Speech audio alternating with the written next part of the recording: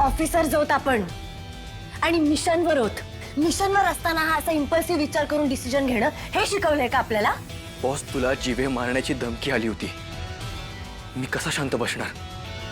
मला ते सहन नाही झालं आणि मी अरे पण म्हणून तू जीव घेणार आहेस का त्याचा? म्हणजे इतके दिवस या सगळ्यांनी जी काही मेहनत घेतली त्यावर पाणी. पण त्यांना राग येणारच ना बॉस. आम्हाला पण राग आला.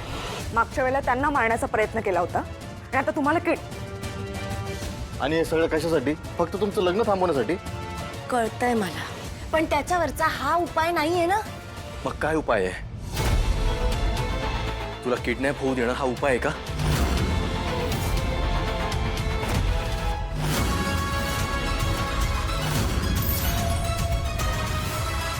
घे.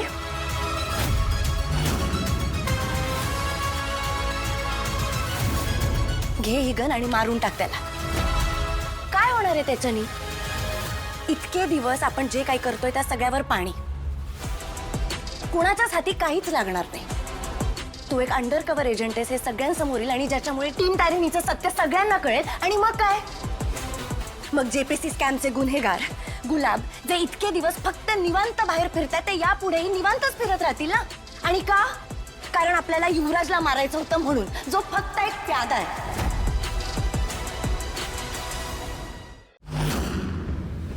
केडी, तुला कळत का नाहीये? आपल्याला या सगळ्या मागच्या मास्टर माइंडला शोधायचंय. या सगळ्याच्या मुळाशी जायचंय. या सगळ्याचं समूळ नष्ट करायचंय. फिर क्या करे बॉस? इन्फॉर्मेशन हातात असताना तुम्हाला किडनॅप होताना बघत राहायचं? नाही,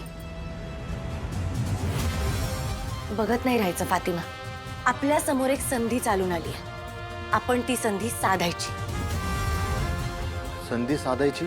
नुसती साधायची नाही, ती जिंकायची सुद्धा. जिंकायची म्हणजे? म्हणजे इतके दिवस आपण गुलाबच्या मागे होतो, पण आता गुलाब समोरून माझ्यापर्यंत येतोय. हो, पण तो स्वतःला सरेंडर करायला येत नाहीये.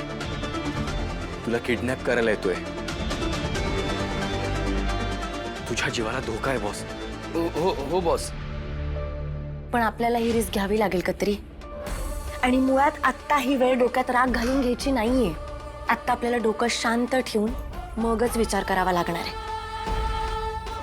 इतके वर्ष गुलाब पोलीस फोर्स पासून लपत राहिला, त्यांच्यापासून पळत राहिला, डिपार्टमेंटच्या विरोधात ट्रॅप रचत राहिला.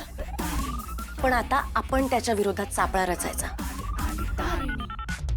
आणि त्याला अडकवायचं. आणि असं अडकवायचं ना की तो पुन्हा सुटलाच नाही पाहिजे.